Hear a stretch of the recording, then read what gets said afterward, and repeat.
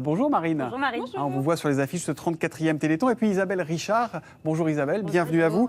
On m'a beaucoup parlé de vous. Est-ce qu'on peut dire que vous êtes la spécialiste des myopathies des ceintures? Alors, il faut que je commence par expliquer ce que sont les Je myopathies pense, des ceintures. Car je dois vous avouer que je ne sais pas ce que je dis.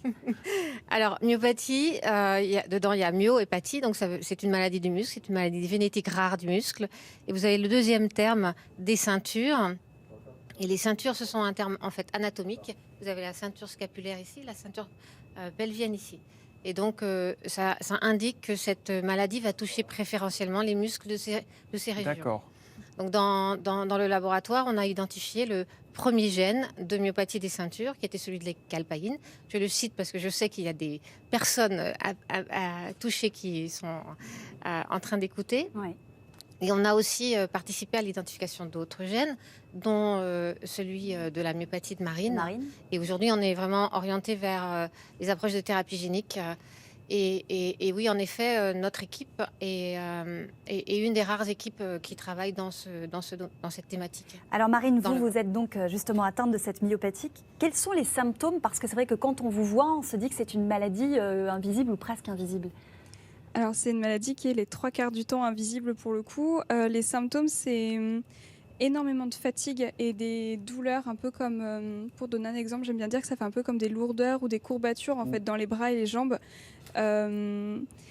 Et le problème, c'est que ça va dépendre aussi, comme tout le monde, on a des moments où on est plus fatigué que d'autres. Et plus je vais être fatiguée de base, plus la maladie me fatigue. Et donc c'est un peu un cercle comme ça, où donc je dois tout anticiper pour éviter d'être le moins fatiguée possible. En fait, c'est plein de petits trucs à adapter tout le temps. Isabelle, on parle des myopathies. Vous avez expliqué qu'il y en avait plusieurs. Là, vous avez parlé d'un gène. C'était quoi ce gène déjà? Redis-nous. Calpaïne. Voilà, celui-là. Il y a combien de myopathies différentes qui existent, qui sont identifiées aujourd'hui? Alors, quelques petites centaines, mais c'est assez difficile de donner un chiffre exact. Et de plus, ce chiffre évolue toujours. On identifie encore des nouveaux gènes à ce jour.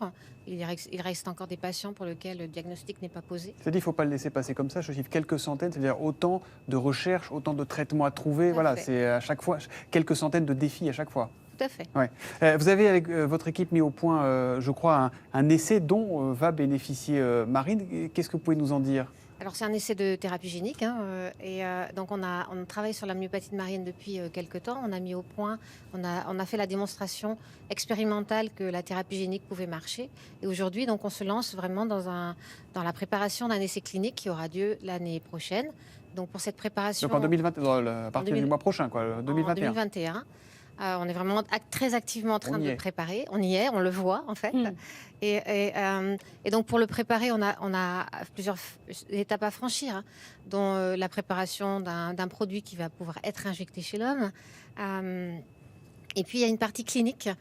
Et la partie clinique, on a besoin de connaître, d'avoir le critère qui va nous permettre de dire que notre traitement est efficace. Et aujourd'hui, on a donc lancé un essai qu'on appelle d'histoire naturelle pour comprendre comment évolue naturellement la maladie. Et aujourd'hui, donc Marine est inclue dans cet essai. Et donc on espère vraiment qu'elle va pouvoir aussi bénéficier de l'entrée dans l'essai thérapeutique ensuite qui aura lieu. Dans quelques mois. On voit votre sourire radieux, Marine, à l'évocation de cet essai. C'est évidemment, on imagine, un immense espoir pour vous.